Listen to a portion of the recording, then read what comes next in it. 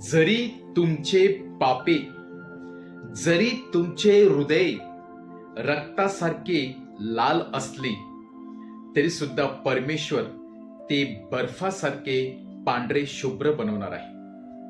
थोडक्यात आपलं संपूर्ण जीवन जरी पापामुळे लाल रक्तबंबाळ झालेलं असेल तरी सुद्धा प्रभू येशू ख्रिस्ताच्या एका रक्ताच्या थेंबामुळे आपलं संपूर्ण जीवन त्या देवदूताप्रमाणे चमकणाऱ्या शुभ्र वस्त्राप्रमाणे होऊ शकते. हे आज प्रवक्ता यशया आपल्याला सांगत आहे. माझ्या प्रिय भाविकांनो, आपण या उपवास काळामध्ये आहोत आणि उपवास काळामध्ये आपण पूर्णपणे स्वतःला परमेश्वराला शरण देण्यासाठी प्रयत्न करत असतो.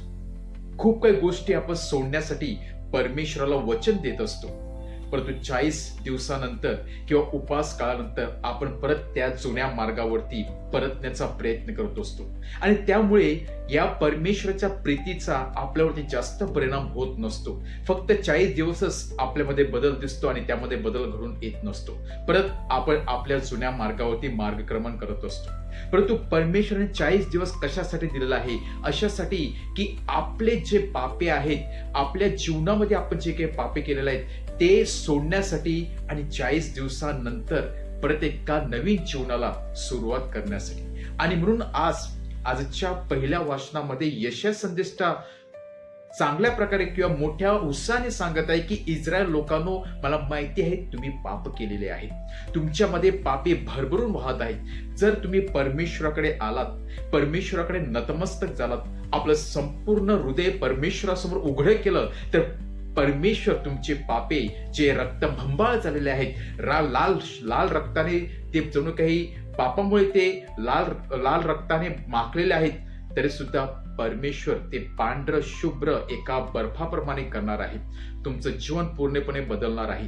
कारण परमेश्वराला बदल हवा असतो.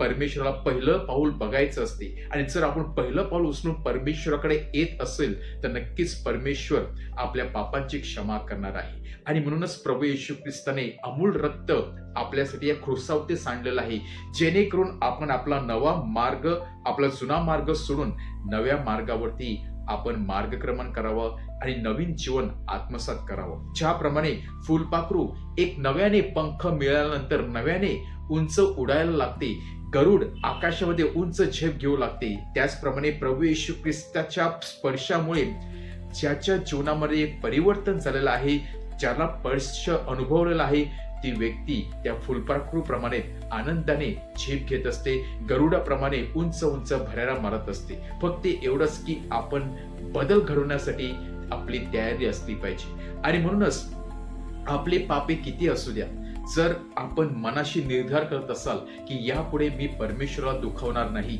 यापुढे मी माझा जुना स्वभाव सोडून देणार आहे, यापुढे मी इतरांना मदत करणार आहे, यापुढे मी प्रार्थनामय जीवन जगणार आहे, यापुढे मी कुटुंबाला मदत करणार आहे, कुटुंबासाठी मी टाइम घालवणार आहे, या सर्व गोष्टी जेव्हा आपल्या कृतीतून दिसणार आहे तेव्हा ते वचन आपल्या जीवनामध्ये पुरेपूर 100% खरं ठरणार आहे की तुमची पातके जरी रक्तासारखे लाल असली, मलिन झाले, तरी मी पांढरे शुभ्र बनवणार आहे. केवळ आणि केवळ आपल्या कृत्याकडे पाहून आणि बदललेल्या जीवनाकडे पाहून परमेश्वराची प्रीती एवढी महान असते की ते आपले पाप पूर्णपणे नष्ट करून बर्फासारखे पांढरं शुभ्र बनवत असते. आणि म्हणूनच जेव्हा जेव्हा आपल्यामध्ये खंत निर्माण राहील की खरोखरच परमेश्वर माझे पापे शुद्ध करू शकतो का, मी तर फार मोठा पापी आहे, परंतु बायबल आपल्यासमोर अनेक गोष्टी, अनेक उदाहरण सांगत आहे.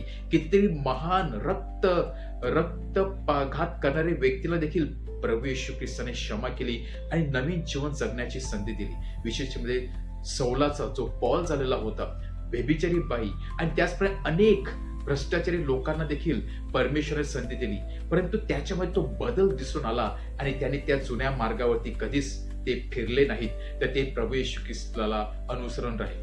आपण देखील आपल्या जीवनामध्ये बदल घडवून आणूया आणि परमेश्वराची प्रीती आपल्या पापापेक्षा 10 पटीने उंच आहे, महान आहे, हे सत्य आहे आणि सत्य आपण स्वीकारण्यासाठी तयार असूया आणि जीवनामध्ये या 40 दिवसामध्ये नाही तर शेवटपर्यंत बदल घडवून आणण्याचा प्रयत्न करूया. आमेन.